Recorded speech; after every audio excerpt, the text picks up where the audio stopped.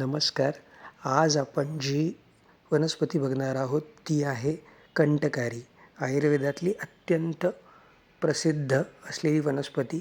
वाग्भटाचार्यांनी म्हटलं आहे निदग्धिका कासे, म्हणजे कास या व्याधीमध्ये श्रेष्ठ असलेली वनस्पती. मुळात फक्त कासच नाही तर रेस्पिरेटरी सिस्टम, प्राणवायू स्रोतसाच्या सर्वच व्याधींमध्ये अत्यंत गुणकारी असलेली वनस्पती म्हणजे कंटकारी.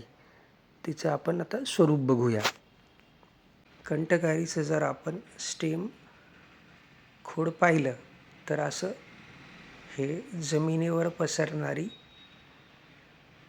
ही अशी वनस्पती आहे आणि प्रचंड कंटकयुक्त असल्यामुळेच हिला कंटकी, कंटकारी, दुस्पर्शा अशी पर्यायी नावं दिलेली आहेत.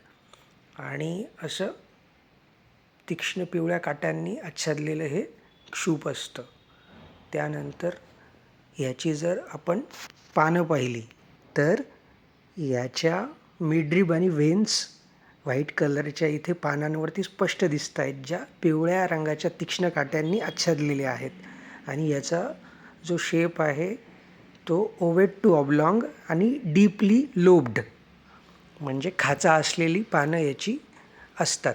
त्या व्यतिरिक्त याचं मुख्य वैशिष्ट्य म्हणजे याची फुलं अशी व्हायलेट कलरची आणि पिवळ्या रंगाच्या पूकेसर असणारी याची फुलं लगेच ओळखता येतात, जी अशी सॉलिटरी किंवा सायमोज इन्फ्लोरसन्समध्ये येतात, ज्याला 5 पाकळ्या म्हणजे पेटल्स आणि 5 सेपल्स असतात. यावरनं लगेच कंटकारी ओळखता येते. त्यानंतर याची फळं जर पाहिली तर अशी हिरवट पिवळ्या रंगाची, ज्याच्यावरती व्हाईट स्ट्रिप्स आहेत. अशी गोलाकार साधारण 1 ते 2 सेंटीमीटर व्यासाची याची फळं आपल्याला स्पष्ट दिसतात.